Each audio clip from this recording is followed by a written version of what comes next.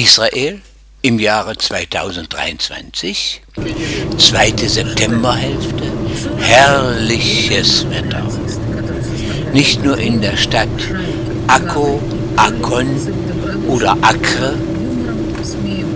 also es gibt verschiedene Bezeichnungen, wie diese Stadt bezeichnet wird, gegenüber von Haifa gelegen und ein ganz herrliches Nest.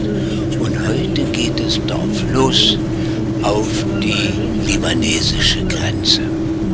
Von der 85 geht es drauf los, dann auf die 90 und da wollen wir mal sehen, was uns da alles so passiert im Gedränge. Also wie gesagt, herrliches Wetter, herrliches Fahren. Israel.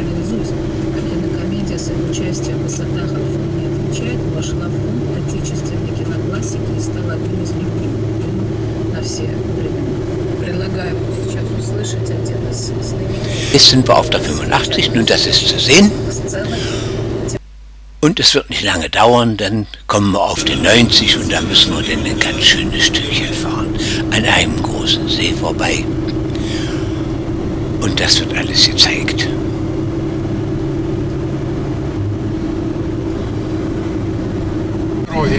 А вот налево, над Сфат, это на Тель-Авив, за Тверью вправо пошла дорога номер 65. А мы едем вот по дороге номер 8.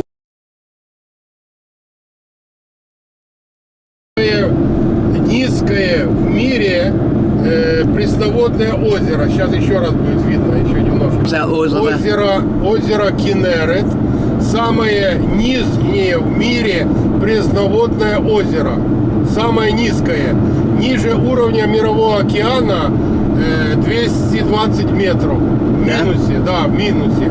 Это пресноводное. Вот с него весь Израиль пьет воду, наверное. Ну, пил, сейчас уже нет, уже сейчас пьем опресненную воду и так далее. Здесь, на этом озере, вот это Иисус Христос творил свои чудеса, оздоровлял людей и так далее. И по озеру этому ходил по воде, как по саху. А теперь переводи вправо и снимаем вот этот перекресток. Сейчас мы из 85-й дороги будем переходить в 90-ю.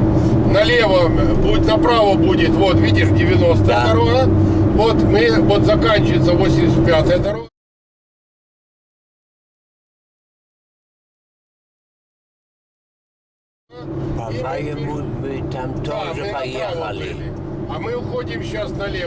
Die Fahrerei geht weiter und weiter. Wir sind zwar jetzt auf der 90, aber die 90 zieht sich längs durch Israel und es ist meines Erachtens die längste Straße in Israel. Sie geht auf alle Fälle von Elat, ganz im Süden von Israel, bis ganz zum Norden nach Israel. Aber man muss auch sagen, die Straße, wie das hier auch zu sehen ist, wirklich gut ausgebaut und es macht auch wirklich Spaß, darauf zu fahren. Gibt es gar nichts. Это 4 святых города в Израиле, на Святой Земле. Это Иерусалим, это Сфат, вот этот, это Тверия, где мы с тобой были, и Хеврон. Это 4 святых города по Торе, по еврейской традиции. Как-то вот так. Библейские. Еврейские. Да. Голландские высоты. Видите, насколько выше земля, чем мы. Вот это плата такая, плато. И там оно выше даже до километра, даже больше километра. Оно выше. И вот называется голландские высоты. Половину оккупировала. Все голландские были оккупированы. Все.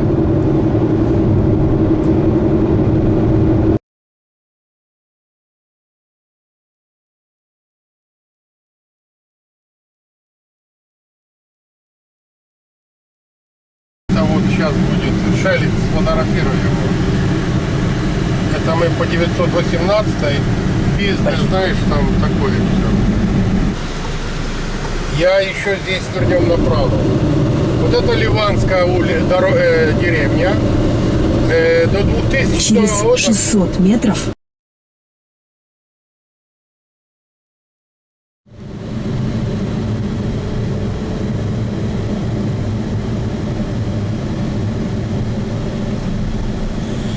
Bei der gleichkommenden Abzweigung geht es auf die 99.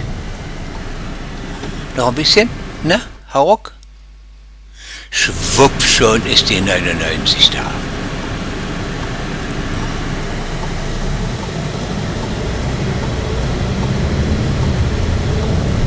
Через 300 метров на перекрестке Also с die круговым Berge, die движением dort links zu sehen sind, das ist alles schon Libanon. И это граница. Не. Еще дальше. Еще дальше.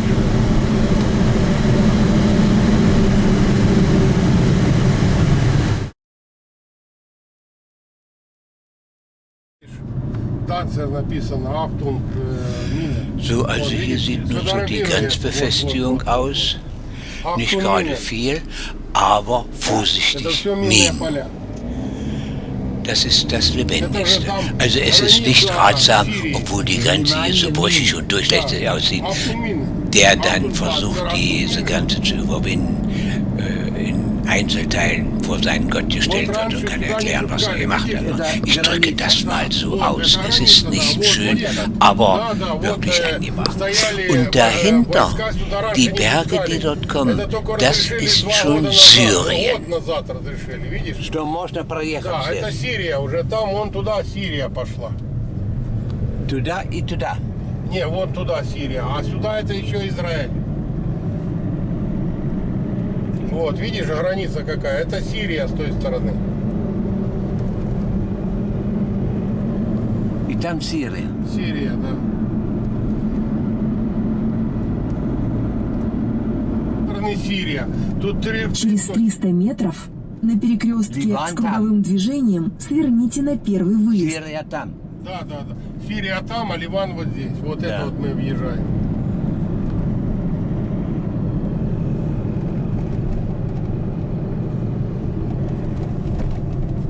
Снимай здесь. Это мы въезжаем в деревню Раджар. У нас встречает вот такой вот фонтан. Это на границе, здесь сходится Израиль, Ливан и Сирия. Вот такая вот красивая деревня. So, gleich hier rechts rum, geradeaus weiter. Das war hier der israelische Posten. Да, вот, Wenn wir jetzt hier durchfahren, alles frei. Не было, сюда не пускали. А сейчас вот уже год и с лишним разрешили. Вот здесь Und вот überall stehen dann сидели auch schon пограничники Busse, и не пускали Reisebusse und никого. so. Вот блокпост был. Сейчас мы на территории Ливана. Вот мы сейчас въехали на территории Ливана. Вот здесь. А это только еврейский автобус. Этот здесь Тоже еврейский. граждане Сирии, Ливана. So, nur noch ein kleines Stückchen hin. У них есть, у Und кого-то dann есть kommt der гражданство, libanesische у кого-то Posten. Но по договору с Also der ehemalige libanesische Posten. Ne? Man sieht jetzt schon das Tor, das ist offen, man kann da bequem durchfahren. Da steht auch niemand mehr und sitzt auch niemand mehr, der dann nun die Pässe kontrolliert oder was. Und es war zu der Zeit, als in Israel noch kein Krieg war. будем здесь видеть. Und Красивая эта деревня. wie wird es dort heute aussehen? Wirklich ein ganz herrliches, gepflegtes Dorf. Da ja die einzelnen Aufnahmen werden meine Worte auch noch beweisen. Wirklich ganz herrlich. Und dann das schöne Wetter dazu. Also ich kann das nur empfehlen, dort nach Israel zu fahren und sich das anzugucken. Вот такие вот Тоже деревни. израильская машина. Да. Я только вижу израильские машины. Да. Вот центр, это центр здесь. Вот так израильские машины. Да. Вот здесь центр это самое, вот этой деревни. Здесь деревня, вот это на территории Aber auch hier Израиля. in Israel, А туда выше, beziehungsweise вот hier auf территории dem Dorf, das geteilt ist, Ливана. Hälfte Israel, Hälfte Еврейские деньги Libanon. принимают. Да, да, конечно. Нормально, да? Да, да, да. Wie Вот, überall in der Георгий Welt ein Parkplatz, wenn man da Вот, видишь, irgendwo какой hinkommt. памятник Naja, wir mussten noch durch das ganze Tal durchfahren, Победоносцу. mussten da noch fragen und der gute Mann hat uns dann direkt an der Grenze, direkt am Grenzzaun, davor wieder ein gelbes Schild, Minen, Там тоже израильские einen машины. Platz empfohlen. Da würde keiner kommen und würde keiner Geld Это, verlangen, вот, hat er смотрите, gesagt. вот Und so. уже это Naja, Ливан, da вон sind wir dann граница, dahin gefahren. это уже Und Ливан es ist туда schön zu пошло. sehen, ganz herrlich gepflegt, sauber dieses Dorf. Und alles direkt an der Grenze. Wir werden das noch genauer sehen. Только израильские машины. Kleines bisschen noch, Вот und здесь dann вот тоже такой вот finden wir da unseren Parkplatz. памятник, как там Георгию Победоносцу, как христианство, а здесь, я честно скажу, не помню уже это самое, но какому-то мусульманскому, я где-то и читал за это, так, немножко за это, но вот как-то вот так. Вот и там граница. Да, да. Сейчас мы проедем, попробуем. Я в прошлый раз пробовал проехать. Вот здесь вот. Ну, они там были. Вот израильская машина еще стоит. Да.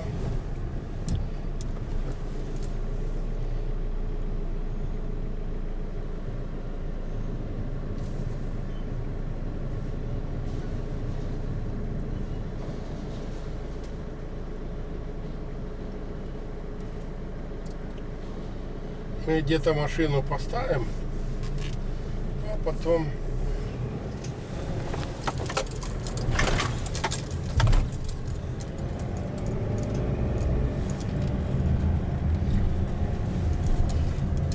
Я вижу только израильские ну машины. конечно, но дело в том, что это Они, наверное, едут сюда на отпуск. нет, они здесь, у них есть разрешение между правительственными. Ну, это как ты сказал. Да. Ехать сюда и работать, да, они и здесь, у них правильно. гражданство есть И сирийское, наоборот, есть, и наоборот, что да, они едут в Израиль. да. Вот они. Тут достаточно гостеприимные. Я вот второй раз Да. здесь. Очень Das гостеприимные gepflegte люди. Nest war richtig anziehend, gibt es gar nicht. Überall schön sauber, ordentlich zurechtgemacht. Aber wie der Vassili gesagt hat, nachts sieht es da ein bisschen anders aus. Da wird einiges so hin und her geschoben, was doch ein bisschen das Licht der Öffentlichkeit scheut. Да, да, да. Вот половина деревни здесь. Да. Вот смотрите, вот интересный дом. Вот граница проходит. Да, это да. уже ливанская деревня, а вот это вот. Давай вот тут поставим. Сейчас мы пройдем пешком и посмотрим. Хорошо? Да. Теперь.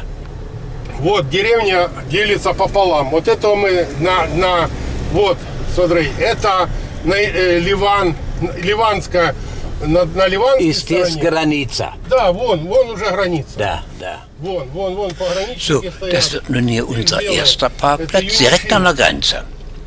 Вот. И вот все. Und dann haben wir da mit den Leuten gesprochen und die haben gesagt, nee, sie können da auch ein bisschen vorfahren, wenn da ein Platz frei ist und so. Da kontrolliert auch keiner und da müssen sie auch nichts bezahlen, wegen illegalen Parkens und so. Ne? Naja, und da sind wir dann zurückgegangen, Fahrzeug geholt und dann haben wir es da an die andere, an den zweiten Parkplatz. Das war ein kleines bisschen näher gewesen, mussten wir nicht so weit laufen. Это Ливан, вот туда Сирия. С этой стороны стоят вот эти белые, это ЮНИФИЛ, это войска ООН. И там посередине, вон видишь, желтые такие квадратики, там все заминировано. Вот как-то вот так. Подожди, что я хорошо снимаю. Вот.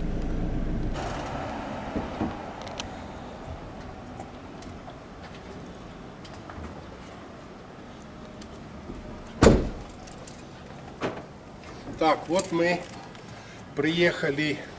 Мы сейчас находимся на ливанской территории. Здесь сходятся три границы. С этой стороны Ливан, с этой стороны Сирия, а с этой стороны Израиль. Это деревня Раджар или Аджар, по разных там источниках по-разному написано. Вот. Что здесь интересно, в том, что эта деревня, половина находится на израильской территории, а половина находится на ливанской территории. Как это тогда, когда проводили границу, вот так получилось, что половина деревни осталась на территории здесь, проходит демаркационная линия, и здесь охраняют, значит, Ливан с ливанской и израильской стороны, значит, войска ЮНИФИЛ, это войска ООН. Вот сейчас мы их увидим, сейчас мы пройдем. Очень интересная деревня с интересной историей. И я там дальше что-нибудь там расскажу, кто здесь живет и почему не живет, почему так получилось. Вот как-то вот так. Всего доброго, пока. Войска ООН, вон ЮНИФИЛ, вон внизу, видишь? Белые. Белые каски. Не, они не белые, белые каски это немножко другое, но войска ООН, ЮНИФИЛ называется. Вот они стоят, потом израильтяне сюда, но тут этот сам. Но вот это вон, видишь, тоже плакаты валяются, что тут все заминировано. Вот как-то так. Там, где плакаты, там мина лежит. Да, желтые, вон лежат, вон, видишь, желтые плакаты, это... А, вот там я вижу, я вижу. Осторожно, осторожно. Да. Посмотрим, вот что будет. Hier erweist sich der Kameramann mal wieder als großer Künstler. Das gelbe Schild sollte ganz groß rangeholt werden. Minen, aber es ist dem Kameramann nicht gelungen. Vielleicht beim nächsten Mal.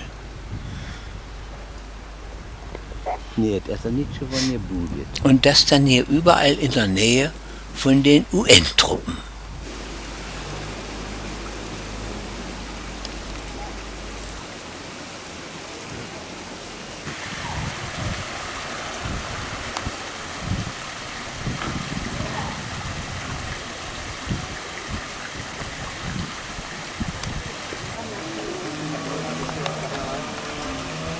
Ты понимаешь?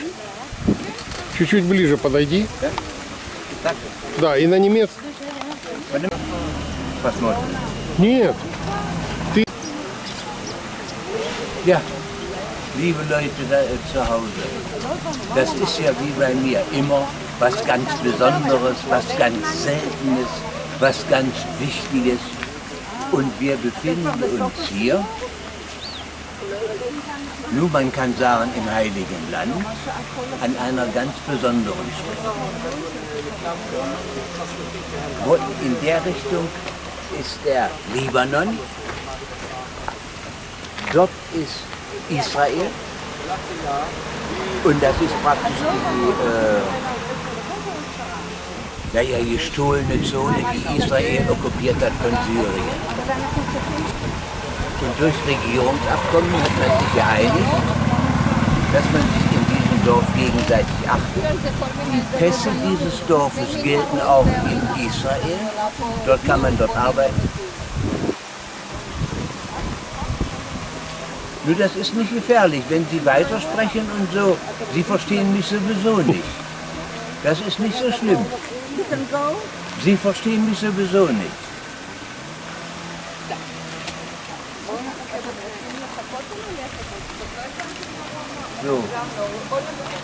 So ganz richtig überzeugt waren sie sowieso nicht. Aber wie ich ja gesprochen habe, hat keiner was verstanden. Das ist ja auch nicht so gefährlich. So, nun werden wir uns mal hier in dem Dorf ein bisschen umtun und dann mal sehen, was hier mit der Währung Euro gemacht wird, ob sie das anerkennen. Ansonsten gibt es hier keine Probleme mit Schecke. Das ist alles hier ganz wunderbar geklärt.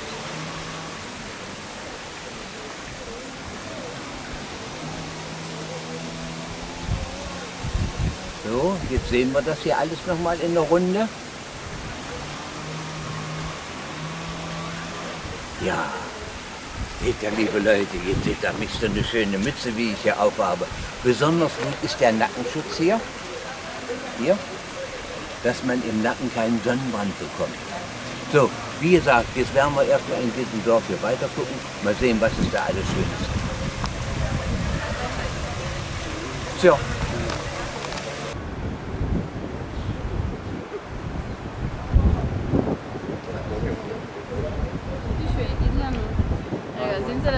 Ich bin zu Hause. Jetzt vor ein paar Minuten waren wir bei einem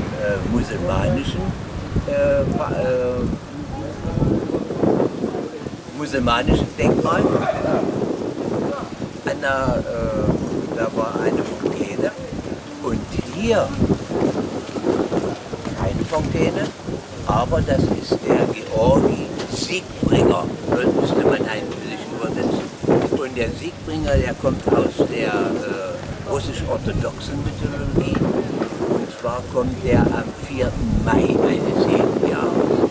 Er bringt den Sieg, er ist Vorbote des Sieges. Und das zeigt hier, dass einmal ein christliches Denkmal und dort ein musulmanisches Denkmal auf so kurzem Weg beieinander existieren können. Und das spricht auch von den Leuten hier, dass hier mehrere Religionen, wie man das immer so gerne wünscht, ganz friedlich beieinander stehen, aber ну проходите. Здравствуйте. Здравствуйте. Ну, почему не сразу сказали, что вы по-русски говорите? А по лицу не видно? И теперь мы говорим по-немецки, да? Нет, нет. На иврите. Нет, я говорю сюда по-немецки. Мы будем говорить на иврите. Хорошо. Ja, das war so ein kleiner Zwischenexkurs.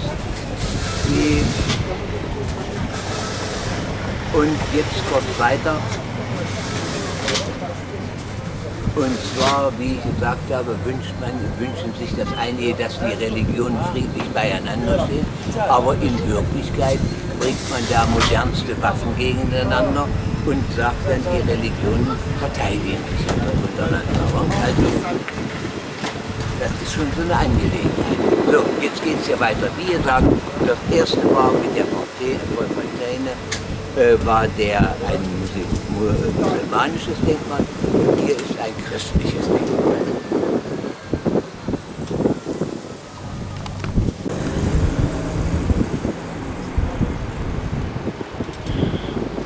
Ja, mit einem Posten der UN-Streitkräfte wollen wir uns aus Gatscha verabschieden.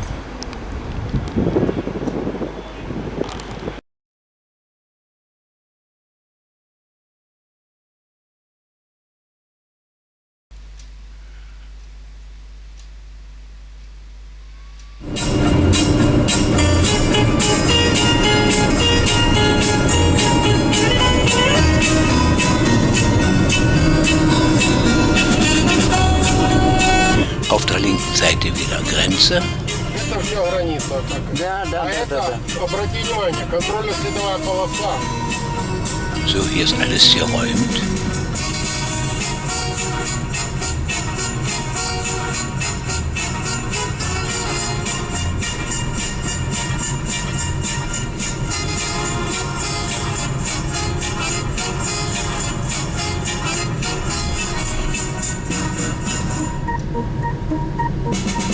Трактор постоянно ездит туда. Если ты ногой встанешь, будет проблема.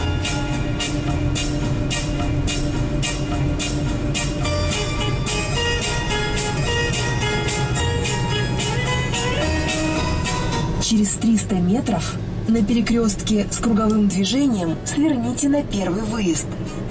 А это уже минные поля. Видишь, как часто-часто. Вот желтые.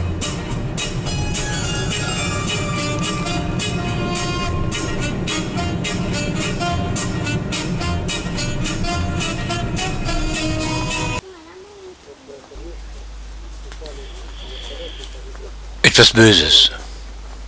Hier stießen 2 Hubschrauber zusammen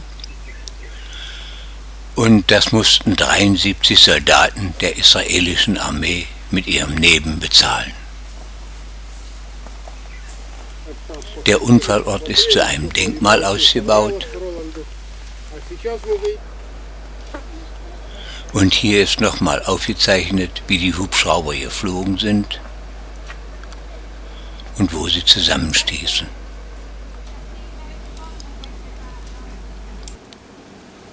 Это в 97 году это случилось.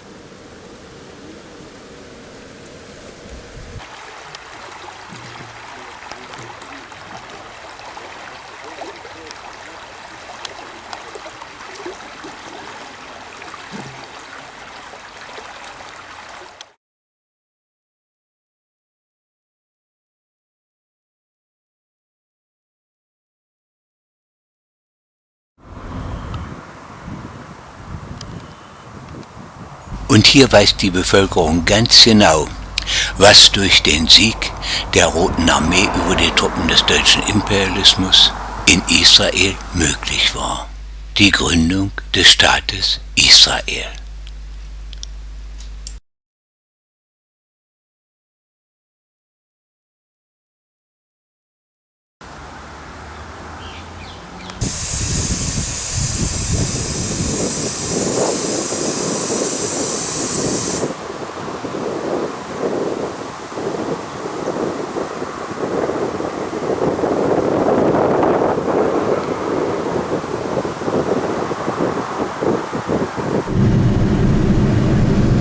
Nach Akko geht es über die 90 und die 85.